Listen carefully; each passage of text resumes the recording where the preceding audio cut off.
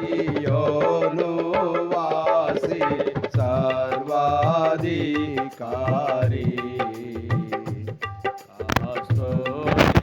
పురాసి వర్తమాన భూత భవిష్యత్కాలవాసి వర్తమాన భూత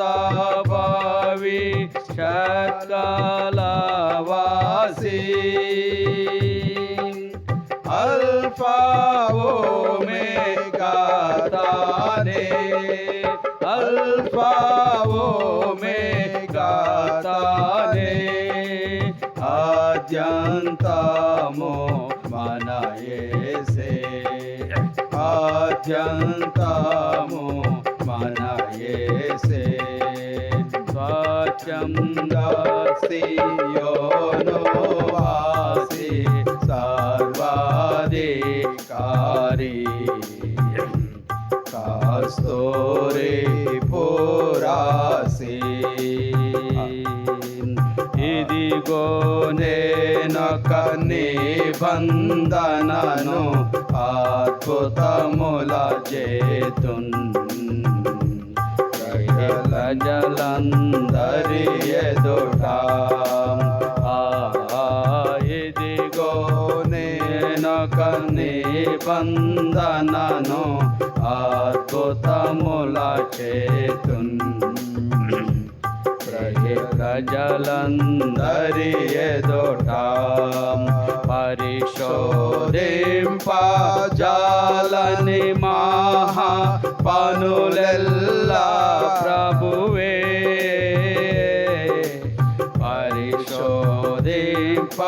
పరిశోధింపజాలని మహా పనులెల్లా ప్రభువే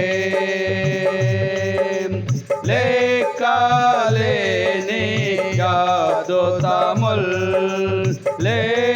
లేకాలేని యాదోతముల్ మక్కువతో చేయువాడు మక్కువతో చేయువాడు స్వచ్ఛంద సియోను వాసి సర్వాధికారి కస్తూరి పురాసి సంగీత నాదముల తోడ సియోను పురము సొంపుగను చేరితిమి సంగీత నాదముల తోడ సియోను పురము సొంపుగను చేరితిమి శాశ్వత సంతోషము మా శిరములపై వెలసెన్ శాశ్వత సంతోషము మా శిరములపై వెలసెన్ దుఃఖము నిట్టూర్పును పోయెన్ దుఃఖము నిట్టూర్పును పోయెన్ మిక్కిలి ఆనందము కలిగే మిక్కిలి ఆనందము కలిగే స్వచ్ఛంద సియోను వాసి సర్వాధికారి కస్తూరి పురాసి స్వచ్ఛంద సియోను వాసి సర్వాధికారి కస్తూరి పురాసి జలములలో పడి దాటునప్పుడు బలమై ఉండెదను నీ తోడై ఉండెదను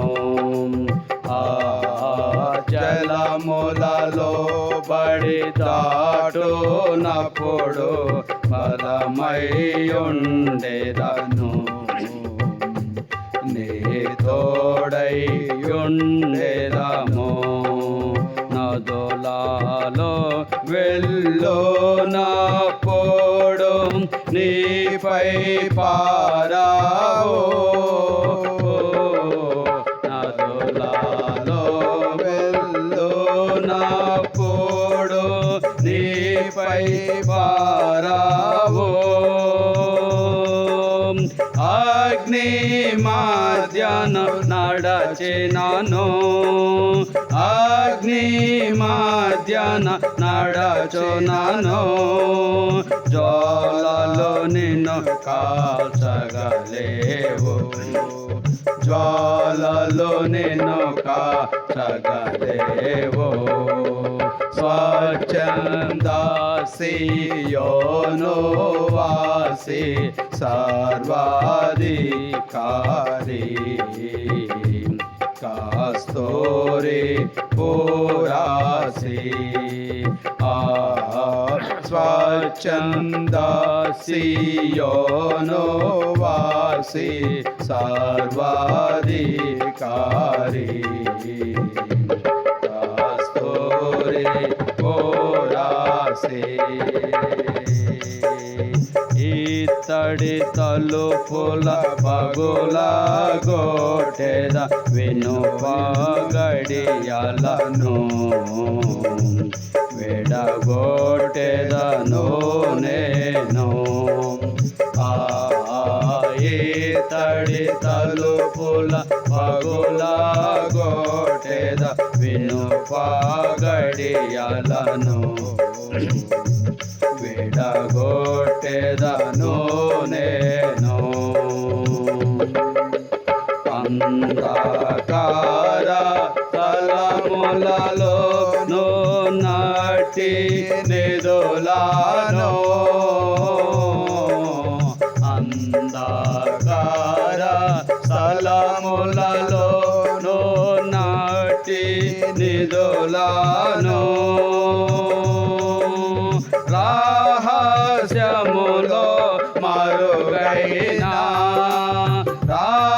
రహస్యములో మరుగైనా ధనమును నీకో సంగెదను ధనమును నీకో సంగెదను స్వచ్ఛంద సియోను రాసి సర్వాధికారి కస్తూరి పురాసి స్వచ్ఛంద సియోను వాసి సర్వాధికారి కస్తూరి పురాసి గర్భమున పుట్టినది మొదలు తల్లి యొడిలోన కూర్చుండినది మొదలు గర్భమున పుట్టినది మొదలు తల్లి యొడిలోన కూర్చుండినది మొదలు నేను సంక పెట్టుకొన్న నాదు ప్రజలారా నేను సంక పెట్టుకొన్న నాదు ప్రజలారా ముదిమి వచ్చు వరకు నేను ముదిమి వచ్చు వరకు నేను ఎత్తుకొను వాడను నేనే ఎత్తుకొను వాడను నేనే స్వచ్ఛంద సియోను వాసి సర్వాధికారి कस्तूरी पुरासी स्वच्छंद सियोनो वासी सर्वाधिकारी कस्तूरी पुरासी वर्तमान भूत भविष्यवासी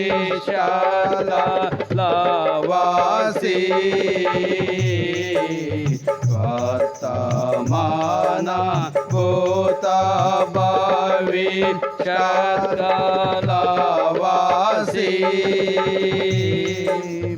अल्फा ओमेगा ताने अल्फा ओमेगा ताने आद्यंतमो मन येसे आद्यंतमो मन येसे स्वच्छंद सियोनो वासी सर्वाधिकारी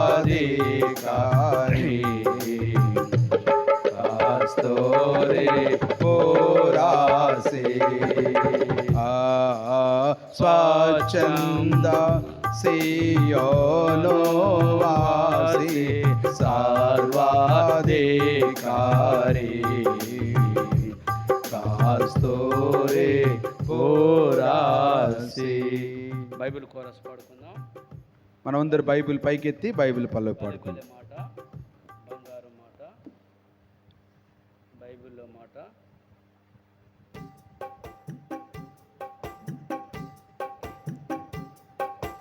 భలే భలే మాట బంగారు మాట బైబిల్లో మాట యేసు మాట భలే భలే మాట బంగారు మాట బైబిల్లో మాట యేసు మాట నా జీవితాన నీ జీవితాన మరువనే మాట యేసు మాట నా జీవితాన నీ జీవితాన మరువనే మాట యేసు మాట భలే భలే మాట బంగారు మాట బైబిల్లో మాట యేసు మాట భలే భలే మాట బంగారు మాట బైబిల్లో మాట యేసు మాట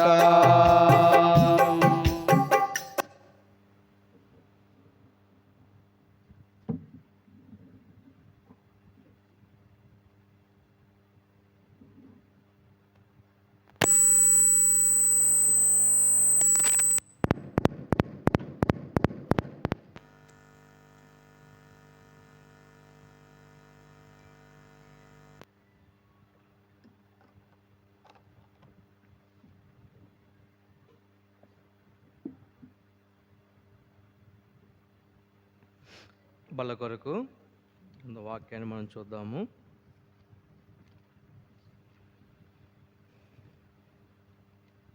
మొదటి సమూయేలు 22వ అధ్యాయము 1-2 వచనాలు మనము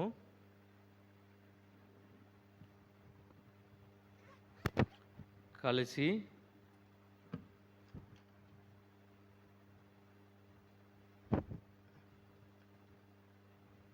చదువుకుందాం.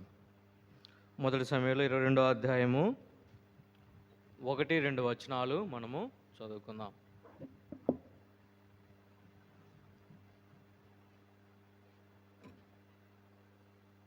Page number 243. Page number 243. 1-2 వచనాలు. దావీదు అక్కడ నుండి బయలుదేరి అదుల్లాము గుహలోనికి తప్పించుకుని పోగా అతని సహోదరులను అతని తండ్రి ఇంటి వారందరూ ఆ సంగతి విని అతని యొద్దకు వచ్చిరి. మరియు ఇబ్బంది గల వారందరూ, అప్పులు చేసుకున్న వారందరూ, అసమాధానముగా ఉండు వారందరూ అతని యొద్ద కూడుకొనగా అతడు వారికి అధిపతి ఆయను. అతని యొద్దకు ఎక్కువ తక్కువ 400 మంది వచ్చి ఉండిరి. అలాగే మరొక భాగాన్ని కూడా చదువుకుందాము. 1 కొరింథీయులకు రాసిన పత్రిక 11వ అధ్యాయము 28వ వచనాన్ని మనం అందరం కూడా కలిసి బిగ్గరగా చదువుకుందాం. 1 కొరింథీయులకు రాసిన పత్రిక 11వ అధ్యాయం 28వ వచనం. కాబట్టి ప్రతి మనుష్యుడు తను తాను పరీక్షించుకొనవలెను, అలాగు చేసి ఆ రొట్టెను తిని ఆ పాత్రలను త్రాగవలెను. ప్రభు సహాయం నిమిత్తమై చిన్న ప్రార్థన చేసుకుందాం.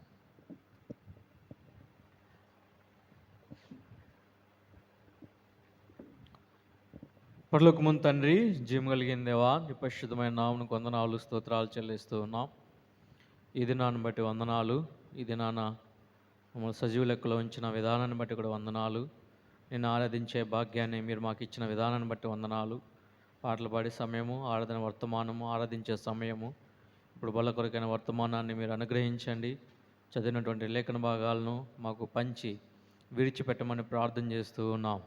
నా మటుకు నేనైతే యోగ్యను కాదు ప్రభా, నీ రక్తంతో నన్ను ప్రోక్షించండి. నీ పునరుద్ధాన శక్తితో నన్ను నింపుతూ రండి ప్రభా. నీ ఆత్మను మా మధ్య కుమ్మరించండి.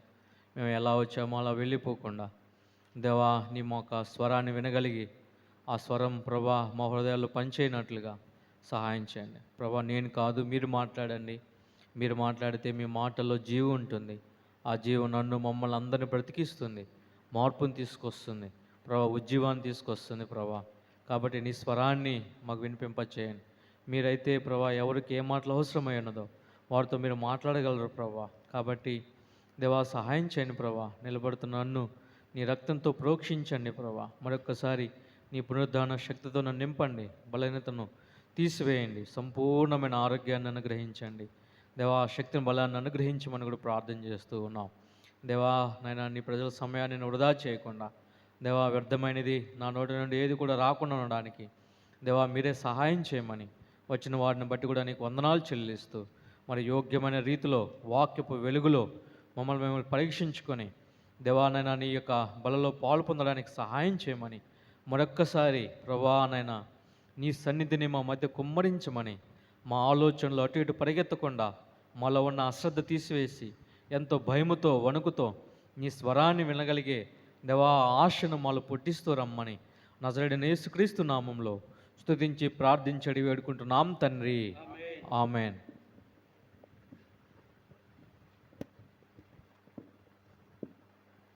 మనము చదివినటువంటి లేఖన భాగాలను కానీ మరొకసారి గమనించినట్లయితే దయచేసి రండి. 1 సమూయేలు 22వ అధ్యాయము 1 సమూయేలు 22వ అధ్యాయము 1-2 వచనాలు చూడండి. మరొకసారి జస్ట్ ఒక్కసారి అట్లా చూడండి. దావీదు అక్కడి నుండి బయలుదేరి అదుల్లాము గుహలోనికి తప్పించుకొని పోగా అతని సహోదరులను అతని తండ్రి ఇంటి వారందరూ ఆ సంగతి విని అతని యొద్దకు వచ్చిరి. మరియు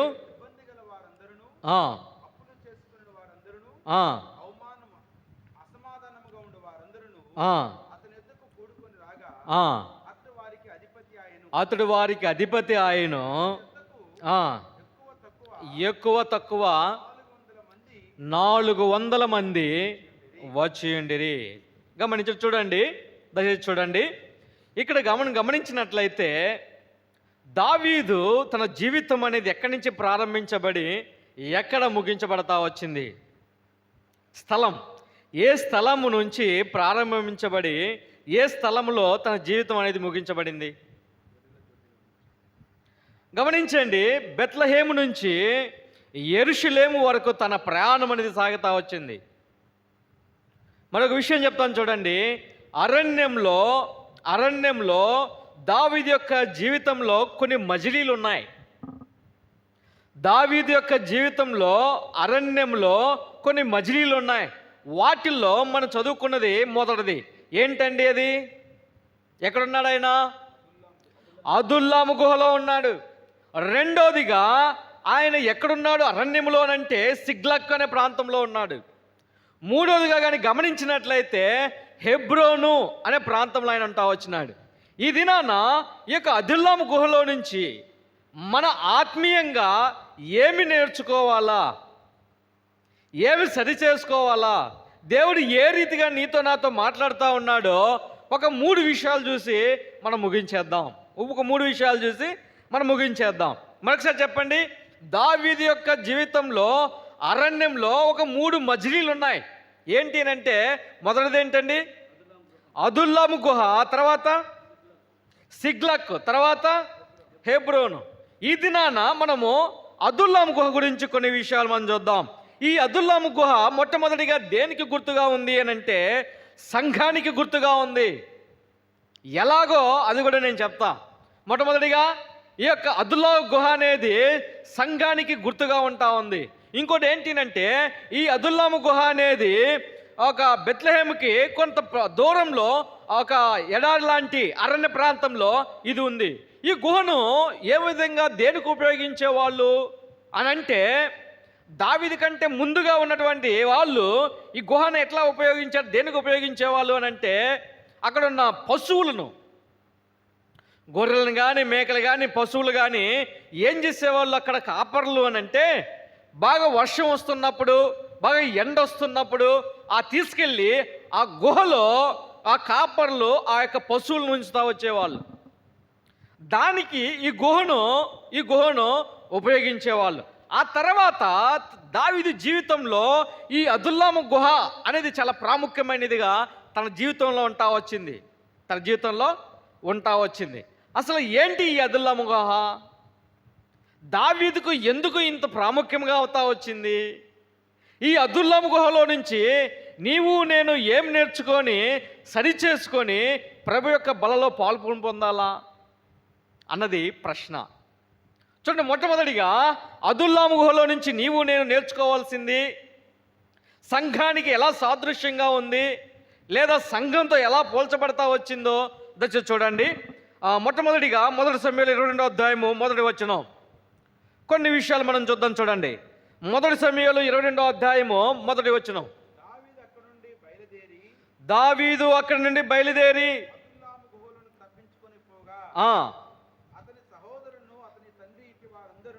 అతని సహోదరులను అతని ఇంటి వారందరూ ఆ సంగతి విని అతని యొద్దకు వచ్చిరి. చూడండి, గమనించండి. అక్కడ ఏం గమనించాల్సిన విషయం ఏంటంటే అతని యొద్దకు వచ్చిరి. ఎవరు? అతని సహోదరులు, అతని ఇంటి వారందరూ ఆ సంగతి విని ఎక్కడికి వచ్చినారండి? అతని యొద్దకు వచ్చిరి. రెండో విషయం చూడండి, రెండో వచనం. మరియు ఇబ్బంది గల వారందరూ, అసమాధానంగా ఉన్నటు వారందరూ అతని యొద్దకు కూడుకుంటా వచ్చినారు. ఇక 2 విషయాలు గమనించాలా. 2 సంగతులు గమనించాలా. ఈ అదుల్లాము గుహ ఉంది. ఈ అదుల్లాము గుహలో ఎవరున్నారు? దావీదు ఉన్నాడు. దావీదుతో పాటు ఒక 2 ఉన్నారు. రెండు గ్రూపుల వాళ్ళు ఉన్నారు. మొదటి వాళ్ళు ఎవరు అనంటే అతని సహోదరులను, అతని తండ్రి ఇంటి వారు ఎక్కడికి వచ్చినారు? అతని యొద్దకు వచ్చినారు. రెండో సంగతి, ఎవరు వచ్చినారు? ఇబ్బంది గల వాళ్ళందరూ, అప్పులు చేసుకున్నటువంటి వారు, అసమాధానంగా ఉన్నటువంటి వారందరూ కూడా ఎక్కడికి వచ్చినారు? అతని యొద్ద కూడుకొనగా. అంటే గమనించాల్సిన విషయం ఏంటి అంటే ఈ అదుల్లాము గుహ ఎలా ఉంది అనంటే ఆకర్షణీయంగా ఉంది. ఈ అదుల్లాము గుహ ఎలా ఉంది అనంటే ఆకర్షమైన స్థలంగా ఉంది. ఎలా చెప్పగలం ఆకర్షణీయంగా ఉందని? దావీదు వచ్చినాడు, దావీదాడున్నాడు. దావీదు ఉన్న తర్వాత అక్కడ ఏం జరిగింది అంటే వాళ్ళందరూ కూడా ఆకర్షించబడతా వచ్చినారు. ఎక్కడికి? అదుల్లాము గుహలో. ఎంతమంది ఉన్నారు? దాదాపు 400 మంది. తర్వాత అతని సహోదరులు, అతని తండ్రి ఇంటి వాళ్ళందరూ కూడా ఆ గుహలో ఉన్నారు. ఆ గుహలో అదుల్లాము గుహ. ఈ అదుల్లాము గుహలో ఏముందని వాళ్ళు ఆకర్షించబడ్డారు. ఇంకో మాట చెప్పనా? ఎందుకు ఈ అదుల్లాము గుహ వీళ్ళందరినీ కూడా ఆకర్షించింది?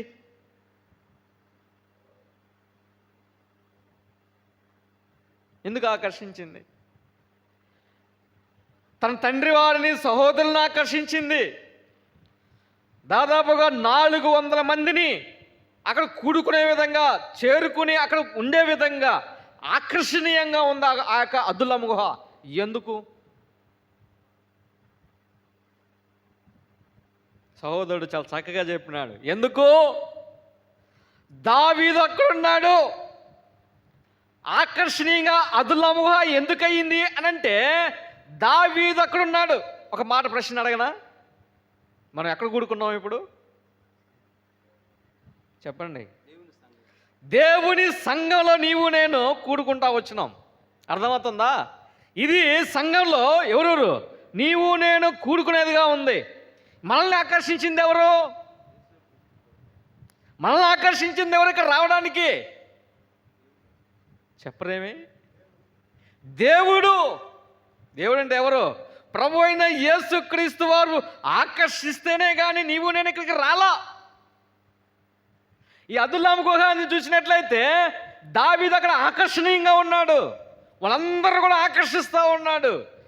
ఇక్కడ నీవు నేను కూడి రావడానికి, ఇక్కడ నీవు నేను రావడానికి మనకు ఆకర్షణ ఎవరు?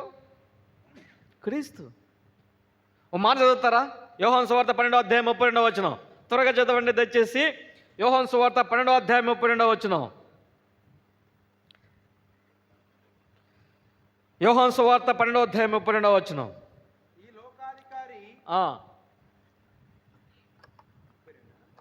32 12వ అధ్యాయం 32వ వచనం. ఇప్పుడు ఈ లోకమునకు తీర్పు జరుగుతున్నది. ఇప్పుడు ఈ లోకాధికారి బయటకు త్రోసివేయబడును. నేను భూమి మీద నుండి పైకెత్తబడిన ఎడల అందరినీ నా యొద్దకు ఆకర్షించుకుందునని చెప్పాను. ఎవరంట ఆకర్షించింది నిన్ను నన్ను? ఆకర్షించేది ఎవరంట నిన్ను నన్ను? ప్రభు అయిన యేసుక్రీస్తు వారే. సరే, ఇక్కడ ఆగదాం. దావీదు నిజంగానే ఆకర్షించేవాడుగా ఉన్నాడా? ఆకర్షణీయంగా ఉన్నాడా? ఒక 2-3 విషయాలు చదువుదాం. చూడండి. మొట్టమొదటిగా ఆయన ఎవరిని ఆకర్షించినాడో చూడండి. మొదటి సమయంలో 16వ అధ్యాయం 12వ వచనం. మొదటి సమయంలో 16వ అధ్యాయం 12వ వచనం. మొదటి సమయంలో 16వ అధ్యాయం 12వ వచనం. కొంచెం త్వరగా చదవాలా. అతడు లోపలికి తోడుకొని వచ్చెను. అతడు ఎర్రనివాడు, చక్కని నేత్రాలు కలిగిన వాడు, చూచడానికి సుందరమైన వాడు, నేను కోరుకున్నవాడు ఇతడే అని ఎవరు చెప్తా ఉన్నాడు? దేవుడు చెప్తా ఉన్నాడు. ఎవరి గురించి? దావీదు గురించి. సమూయేలు చూడగానే ఆకర్షించబడ్డాడు. ఎవరిని? దావీదును చూచి సమూయేలు ఏం చేసినాడు? చూడడానికి ఎట్లా ఉన్నాడు ఈయన?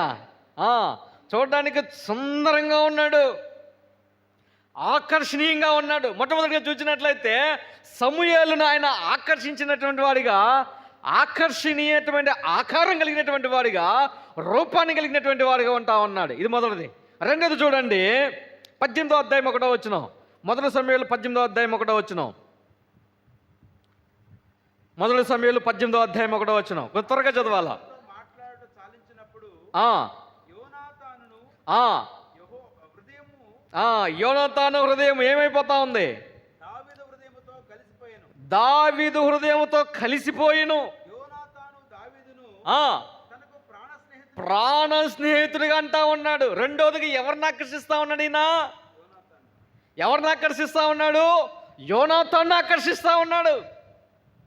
ప్రాణ స్నేహితుడిగా ఆయన ఎవరితో తను చెప్పుకుంటా వస్తా ఉన్నాడు. ఇది రెండోది. మొదటి సమూయేలు, రెండోది యోనాతాన్ని, మూడోది చూడండి. ఇదే 18వ అధ్యాయం 5వ వచనం. ఇదే 18వ అధ్యాయం 5వ వచనం. మొదటి సమూయేలు 18వ అధ్యాయం 5వ వచనం. దావీదు తనకు పంపిన చోట్లకెల్లా పోయి సుబుద్ధి కలిగి పని చేసుకొని వచ్చెను. కనుక యోధుల మీద అతను నియమించెను. జనులందరి దృష్టికి, సౌలు సేవకుల దృష్టికి, సౌలుకి ఈయన ఎట్లా ఉన్నాడు? అనుకూలుడిగా ఉంటా ఉన్నాడు. ఇక్కడ కానీ గమనించినట్లయితే అక్కడ ఉన్న జనులందరిని ఆకర్షిస్తున్నాడు ఈయన. అక్కడ ఉన్న జనులందరిని కూడా ఆకర్షిస్తూ ఉన్నాడు. సౌలును కూడా ఆకర్షిస్తూ ఉన్నాడు. సైనికులను కూడా ఆకర్షిస్తూ ఉన్నాడు. ఈయన ఎక్కడుంటే అక్కడ ఏం చేస్తున్నారు జనాలు? ఏం చేస్తున్నారు? ఆకర్షించబడతా ఉన్నారు. ఇప్పుడు ప్రశ్న, అదుల్లాం గుహలో ఉన్నటువంటి వ్యక్తిని కానీ అడిగితే నువ్వు ఎందుకు వచ్చావు ఇక్కడికి, ఎవరి కోసం వచ్చావు అని అడిగితే ఏం చెప్తాం? దావీదు.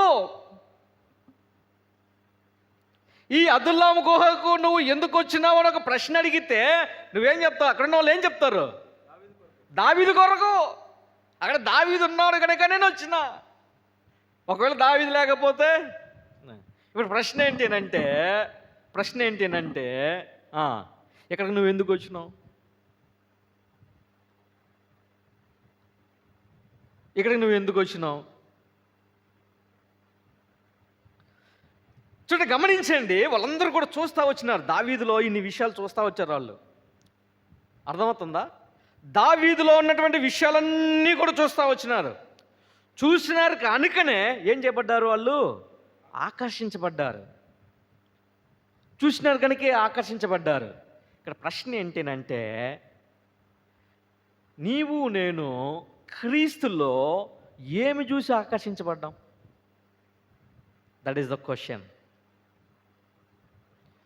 తల్లిదండ్రులు క్రైస్తువులు కనుక వచ్చేసినామా? వాళ్ళు పిలిచినారు కనుక వచ్చేసినామా?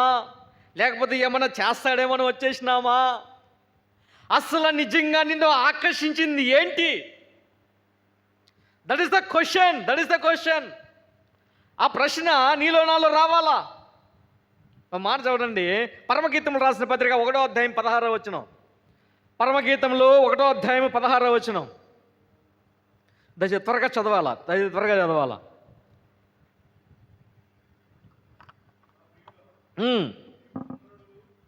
నీవు సుందరుడువో,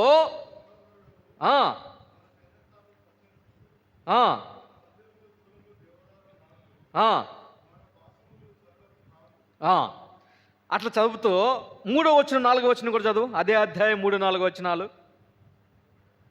అదే అధ్యాయం పరమగీతములు 1వ అధ్యాయము 3, 4 వచనాలు.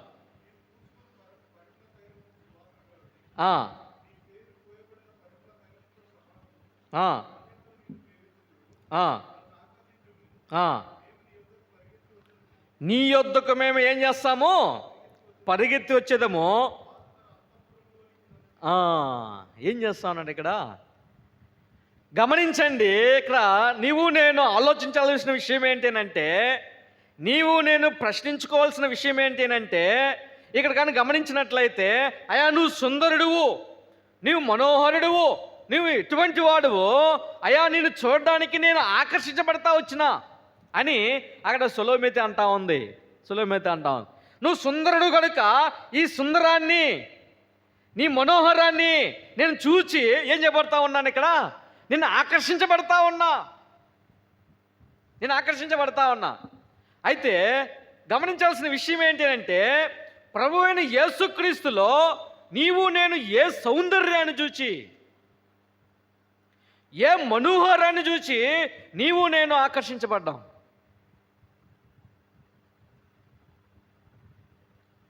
ఒకవేళ ఇంకా నీవు ఆకర్షించబడకపోయి ఉంటే, ఇంకా నీవు ఆకర్షించకపోయినట్లయితే ఇదే మంచి అవకాశం. ప్రభువా నీవు నన్ను ఆకర్షించు, నీ సౌందర్యాన్ని, నీ సుందరాన్ని, నీ మనోహరాన్ని నేను చూచినట్లుగా ఏం చేయాలి? నీవు నేను ఆయన అడగాల. ఇంతవరకు నీవు ఏ సౌందర్యాన్ని ఆయన చూడలేకపోతే, ఆయనలో నీవు ఆకర్షించబడింది ఏది ఇంకా నువ్వు గమనించలేకపోతే ఇదే మంచి అవకాశం. ఈ లోకంలో ఆకర్షించేవి చాలా ఉన్నాయి. ఇప్పుడు యూత్ను బాగా ఆకర్షించేది ఏముందండి? ఇప్పుడు సహోదరులు మీరు చెప్పండి, మీరు చెప్పాలా? మొబైల్. Very good brother. మీకు ఈ లోకంలో ఆకర్షణీయంగా ఆకర్షించేది ఏముంది? యవనస్తులనైతే మంచి ఫోను, ఒక బైకు, లేకపోతే ఒక కారు, లేకపోతే ఒక సుందరమైన కదా. ఈ లోకంలో ఉండే ఆకర్షణీయమైనవన్నీ కూడా మనల్ని ఆకర్షిస్తూ ఉన్నాయి. ఆఖరికి అవి ఏం చేస్తాయి? నిన్ను నన్ను నరకానికి తీసుకుని వెళ్ళేవిగా ఉంటా ఉన్నాయి. ఈ లోకంలో ఆకర్షణీయంగా, సుందరంగా, మనోహరంగా ఉండేవన్నీ కూడా భయంకరమైనవి. ఆయన జ్ఞాని అయిన సొలొమోను రాస్తాడు ఏమని? అందము మోసకరము, సౌందర్యం వ్యర్థము. ప్రజలు ఏదైనా సరే సుందరంగా ఉంటేనే ఆకర్షించబడతారు. ఇప్పుడు సహోదరులు ఉన్నారు, దేనికి ఆకర్షించబడతారమ్మా మీరు? ఒక మంచి నగలు, లేకపోతే ఒక మంచిటి చక్కని సారీ చూసారనుకో, ఎవరైనా కట్టుకో అంటే మన కళ్ళు ఏం చేస్తాయి? లాగుతాయి. అట్టే లాగవా? మీరు లాగేటట్లేరు మీరు కదా, మీరు లాగేటట్లేదు. మీరు అక్కడే ఉండేటట్టున్నారు. మిమ్మల్ని చూస్తే చలనం కూడా లేదు. అట్లా ఉండాలా? చూడ గమనించండి, ఈ లోకంలో చాలా ఆకర్షణీయమయంగా ఉన్నాయి. వాటి వెనక పరిగెత్తి అవ్వ చూసింది. ఏం చేసిందండి అవ్వ? చూడడానికి ఎలా ఉందంట అది? రమ్యంగా, తినడానికి అబ్బాబాబాబాబా. ఏం చేసింది? ఆఖరికి పాపం చేస్తూ ఉంది. అందం వెంట, సౌందర్యం వెంట పరిగెడతా ఉన్నారు. అయితే నీవు నేను ఈ లోకంలో ఉన్నవి మనల్ని ఆకర్షించి వాటి వెంట పరిగెడతా ఉన్నాం. కానీ నిజముగా నిన్ను నన్ను ప్రభువైన యేసుక్రీస్తు వారు విషయంలో ఏది నిన్ను ఆకర్షించింది? మనల్ని ఏది ఆకర్షిస్తా వచ్చింది?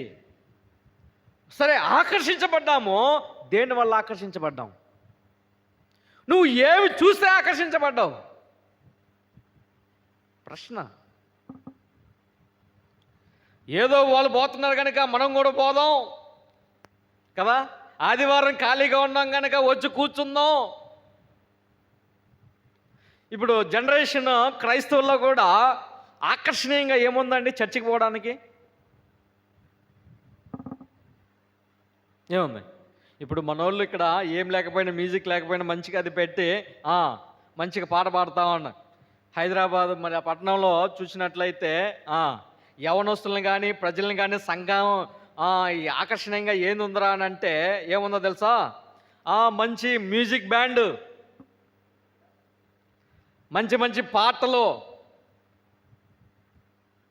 అది ఆకర్షిస్తూ ఉంది అనేకుల్ని. సాంగ్స్ కోసం, వర్షిప్ కోసం. ఒకవేళ మంచి వర్తమానాలు వింటే, లేకపోతే అక్కడ చెప్తే అవి కాదు, ఎలా ఉండాలో వర్తమానాలు కూడా? ఆశీర్వచనాలు, ఆశీర్వాదపు జల్లులు, అవి ఆకర్షణీయంగా ఉన్నాయి. ఇప్పుడు గట్టిగా నేను చెప్తున్నాను అనుకో, నా వర్తమానం ఎవరేనరు. అర్థమవుతుందా?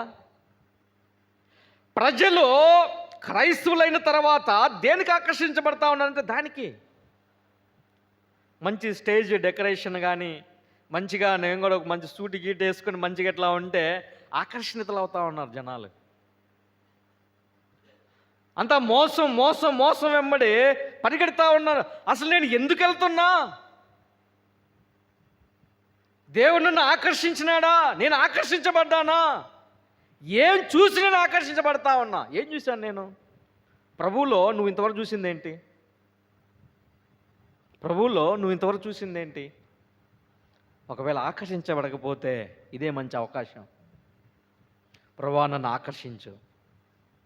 నీ సౌందర్యాన్ని, నీ మనోహరాన్ని, నీలో ఉన్న విషయాన్ని నేను చూచినట్లుగా నన్ను ఆకర్షించు. మనిషి జీవితం ఎప్పుడు ముగుస్తుందో తెలియదు. తెలుసా అండి? తెలుసా? ఈ మైక్ రేపటి వరకు ఉంటుందని మనం గ్యారెంటీ ఇవ్వగలమా? ఇవ్వచ్చు, రేపటి వరకు ఇది ఉంటుంది నాకు తెలిసి. కానీ మనం ఇప్పుడు డాక్టర్ దగ్గరికి వెళ్ళి అప్పుడు పుట్టిన బిడ్డ లేకపోతే కుమారుడు పుట్టిన తర్వాత డాక్టర్ దగ్గరికి వెళ్ళి, అయ్యా ఎన్ని సంవత్సరాలు గ్యారెంటీ ఇస్తావు అని అడిగితే డాక్టర్ ఏం చెప్తాడు? అయ్యా నాకే గ్యారెంటీ లేదు, నేను ఎలా గ్యారెంటీ ఇస్తా? మొన్న ఒక విమానం కూలిపోయింది. దాదాపు విమానంలో ఉన్న వాళ్ళందరూ కూడా చచ్చిపోయిన వాళ్ళు ఒకడే మిగిలినారు అంతే. పాపం ఆ కూలిపోయిన విమానం ఆ యొక్క దాని మీద కింద వాళ్ళు భోజనం చేస్తూ ఉన్నారు, మెడికల్ స్టూడెంట్స్. వాళ్ళు కూడా చచ్చిపోయినారు. అంటే దాని అర్థం ఏంటి? నీ నా మరణం ఎప్పుడు వస్తుందో మనకు తెలియదు. అది మన మరణం అనేది మన చేతుల్లో లేదు. అర్థమవుతుందమ్మా? నా అంత వయసు అయిపోయినాక చచ్చిపోతానులే అంటే కాదు. ఎప్పుడు మన మరణం మనకు వస్తుందో మనకు తెలియదు కనుక నీవు నేను ఏం చేయాలా? ప్రభువా నన్ను ఆకర్షించు, నీ సౌందర్యాన్ని నీ మనోహరాన్ని చూచినట్లుగా నన్ను ఆకర్షించు. ఇదే మంచి అవకాశం, ఇదే మంచి అవకాశం. ఈ అవకాశం పోతే మళ్ళా రాదు. ప్రభువా నన్ను ఆకర్షించు. ఈ లోకంలో ఉన్న వాటన్నిటి ద్వారా నేను ఆకర్షించబడతా ఉన్నా, ఎంతో ఆకర్షణీయంగా ఉన్నాయి. అవ్వ కూడా చూసి బా ఎంత చక్కగా ఎంత ఆకర్షణీయంగా ఉందని ఏమైపోయిందండి?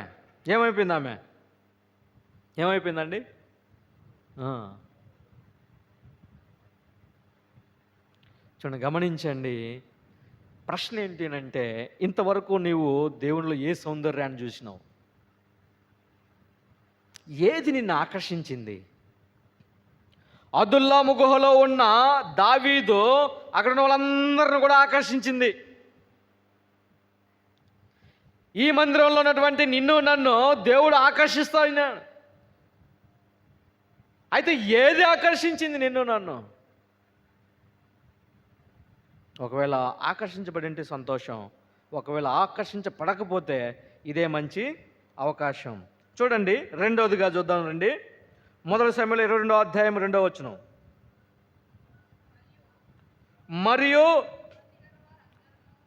ఇబ్బంది గల వారందరూ, అసమాధానముగా ఉన్న వారందరూ అతని యొద్ద కూడుకొనగా అతడు వారికి అధిపతి ఆయను. అతని యొద్దకు ఎక్కువ తక్కువ ఎంతమంది ఉన్నారండి? 400 మంది ఉన్నారు. ఇక్కడ ఏముంది? రెండోదిగా అదుల్లాము గుహలో ఏముంది?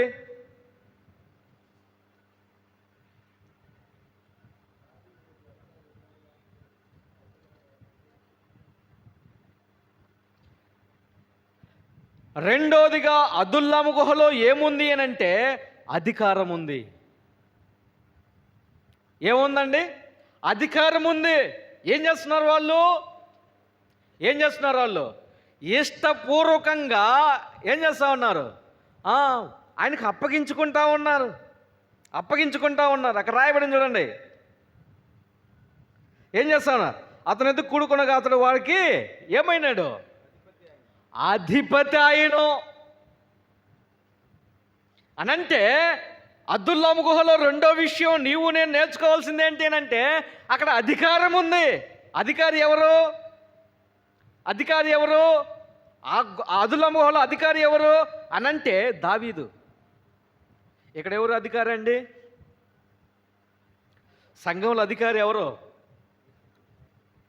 ఎవరండి? నీవు నేను ఏం చేయాలా?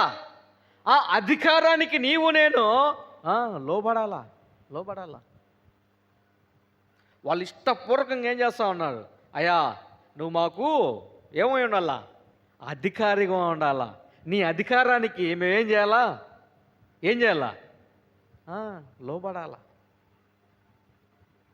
లోబడాలా. ఇప్పుడు ప్రభుత్వం ఉందండి. ఈ ప్రభుత్వానికి నీవు నేను ఏం చేయాలా?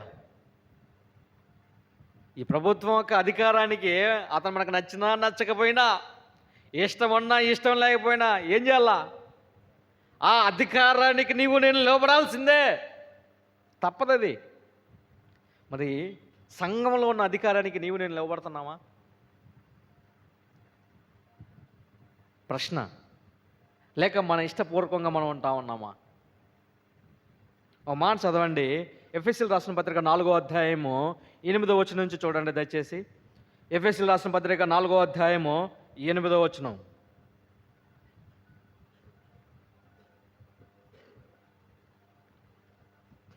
ఎఫెసీయులకు రాసిన పత్రిక 4వ అధ్యాయము 8వ వచనం. అందుచేత ఉమ్. ఆయన ఆరోహణమైనప్పుడు చెరగా పట్టుకొని పోయి ఆ, మనుషులకు ఈవులను అనుగ్రహించునని చెప్పబడి ఉన్నది. ఆ, ఆరోహణమైన అనగా ఆ, ఆయన భూమి యొక్క కింది భాగములకు దిగనని అర్థమిస్తున్నది. ఆ, దిగినవాడు తానే సమస్తము నింపుకున్నట్లు ఆ.